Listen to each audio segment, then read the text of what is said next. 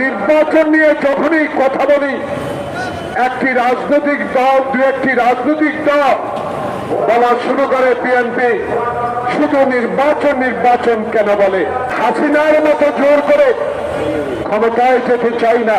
আজকে মঈন ফখরুদ্দিনের এই ষড়যন্ত্রে পা দেওয়া যাবে না।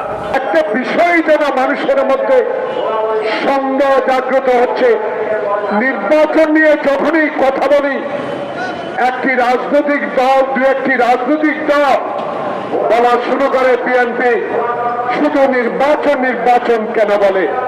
প্রিয় বন্ধুগণ, বেশি দিন হয় নাই আপনারা দল তৈরি করেছেন, স্বাগত আমরা জানাই। আপনাদের আন্দোলনের শরিক, আপনাদের আন্দোলনে যে কর্মকাণ্ড, আপনাদের যে অবদান বাংলাদেশ জাতীয়তাবাদী দল কখনো অস্বীকার করে নাই, ভবিষ্যতে অস্বীকার করবে না।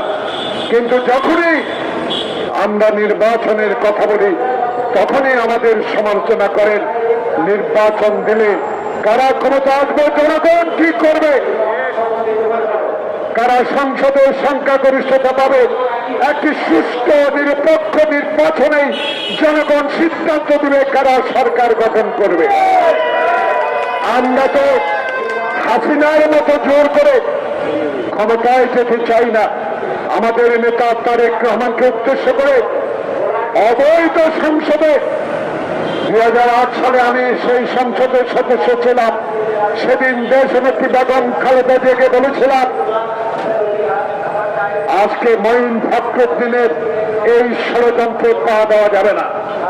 যে মঈন ফখরুদ্দিন বেইমানি করেছে বাংলাদেশের জনগণের সাথে 3 মাসের কথা বলে, যারা 2 বছর বাংলাদেশে শাসন করে বাংলাদেশের অর্থনীতির মেরুদণ্ড ভেঙে দিয়েছিল, লুটপাট করেছিল, সেদিন বেগম জিয়া বলেছে অন্তত জরুরি আইনটা তো প্রত্যাহার হবে। সেদিন বিশ্বাস করে পার্লামেন্টে গিয়েছিলাম, কয়েকজন সঙ্গে নিয়ে বেগম জিয়া সেদিন তার ভাষণকে কটাক্ষ করেছিল শেখ হাসিনা। বলেছিল তার বাবার দেশ, তার বাবার স্বাধীনতা অর্জন করেছে, তার বাবার দেশে আওয়ামী লীগকে কোনদিন ক্ষমতা থেকে সরাতে পারবে না। আল্লাহর কি রহমত, 16 বছরে টিকেছিলেন। কিছু হীন ষড়যন্ত্রকারীর মাধ্যমে যারা ক্ষমতাকে টিকিয়ে, নিজের ক্ষমতাকে টিকিয়ে রাখার জন্য শেখ হাসিনাকে সরকারি অর্থ ব্যয় করে আপনাকে সমর্থন করে আপনাকে টিকিয়ে রেখেছে। জনগণের ভোটে আপনি কোনোদিনও বাংলাদেশের প্রধানমন্ত্রী হন নাই। তারা নাকি আবারও এই ডক্টর ইউনূসের পাশে বসে গুনগুন করে ষড়যন্ত্র করছে এই দেশে নির্বাচন দেওয়া যাবে না।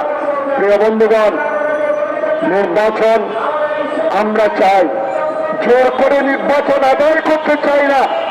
জনগণ যদি মনে করে নির্বাচন বিলম্বিত হচ্ছে, জনগণই রাস্তায় নামবে, আমাদেরকে বলতে হবে না।